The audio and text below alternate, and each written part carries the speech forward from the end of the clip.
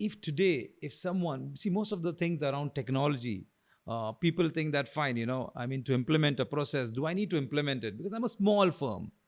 Do I really need to implement it? Or is it that, okay, fine, I will just start a firm and then manage people and expect them to do and complete my vision? Is it really working in this manner? Or is it that if a company is not well versed with systems and processes, it becomes very difficult for them to operate, at least in the digital economy? I think, in terms of my view, right, if we take a few steps back, why do most people start businesses? They start businesses for time freedom and money freedom. And we know, just on the conversations you and I have had, that most entrepreneurs aren't able to get there. They start with that vision, but they always get stuck into the business. And that's the niche that I found with Xcelerate is I want to help entrepreneurs move from working in the business to on the business. And like I mentioned before, you've got those three aspects. Any business runs off a process, whether it's a sales process, a marketing process, an inventory process for a retailer. You've got your people doing this work. If they don't know what they need to do, nothing will work. And then you've got the system to support all of that. So if your business is running fine, and as an entrepreneur, you have time freedom and money freedom, you probably don't need any people, process, or system enhancement because things are working.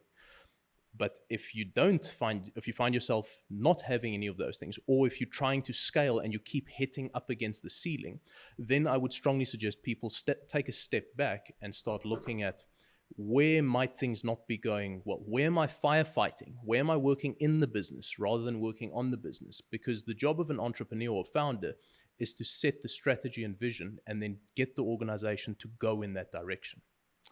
I mean, very well said. Actually, I had this similar example, when one of my friend actually, he runs a cleaning company. And most of the time when I call him and ask him that, what's happening? And he says, I'm very busy. And the word busy, actually, I don't know, it's whether it's abusively used. And I asked him exactly, but most of the time I asked him, okay, what's the profit of the company or how are you doing? Oh, I'm almost short of cash. I don't have money. My business is doing very well, but I'm doing sales. I'm not able to give them give the quotes on time, and nor I'm giving them even services, and I'm not able to collect the money. I say, what's really happening then? Don't you have a system? He says, yes, I have these top systems. Is systems very mixed with softwares, do you think? I think, or is both these things together? Is it in the mind of an entrepreneur or a business owner that, okay, if I buy a particular software, then I implement a system? Is it like that? What do you feel? Because this is very confusing to me. Yeah, well, good point, right? I think let's separate the two, because you could have a business system where you run a mix of processes and technology, but then you've got the technology, right, which is the software that you implement to support those. So yes, sure, you could have a system that starts with a process, leads onto a technology, and then spits out something at the end. Whether it's working or not, that's a different question. But then it's about finding the mix of, are you utilizing the right technology? Are you utilizing the technology in the right way? Is it integrated? Because I think the example that you just mentioned here was, two key things stood out for me. There's a difference between being busy and being productive, right? And the second thing, is around, you can't manage what you don't measure. And if you don't have clear understanding and visibility of your business, which is really where systems, I feel, help a lot once you've got the processes lined out, is where an entrepreneur can sit back and see, hang on, I've got, from a sales perspective, this is what's coming in. This is where I need to collect more funds. Here's my marketing approach. This is what's working, what's not. Cash flow, how am I doing? So once you start getting that, what I call one source of truth, by integrating all of these systems and processes, that's kind of what we want to get to, right? So that an entrepreneur should effectively be able to sit on a beach on the other side of the world and see how his or her business is doing based on all of this insights that we gather along the way. Yeah, but on the contrary, you see this business owner, he wants to be the Iron Man, saying that, boss, I'm the crisis manager, come up to me. In case of this problem, that problem, or any functional issues, he wants to stand. I think those are the gaps that I think the system and the processes fills up, because that's where consistently you can achieve the results without the entrepreneur or the business owner being into the game. Yes, and that's what we try and do, is to get businesses there. But look, some entrepreneurs love the firefighting, right? and maybe they don't want the systems because they enjoy that. And that's why it's important to understand kind of what are you trying to achieve as an entrepreneur or as a businessman. Why did you start this? What is the why behind everything? And then we work with you to solve that down the line.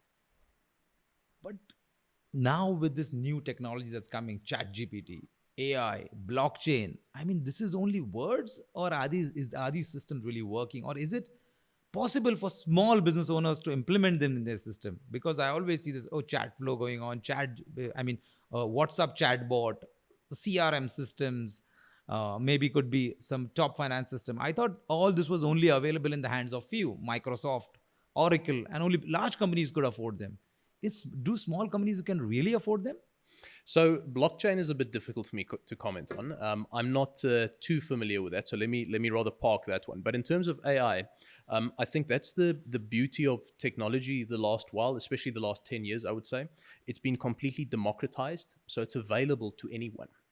In the forms of tools. In the form of tools, yes. And that's an important thing that you mentioned there, because any technology, it's a tool in the toolbox.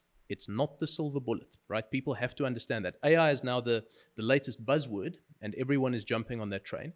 And for a good reason, right? It has a lot of potential, but you've got to apply it for a specific use case in your business and design the tools around that. So to answer your first question, is this something available to small businesses and entrepreneurs? Absolutely. That's also how it's been built. You just need to know how to firstly identify what's the use case, what's the problem I'm trying to solve, and then utilize the technology and develop it in a way to solve that problem, not a one-size-fits-all solution.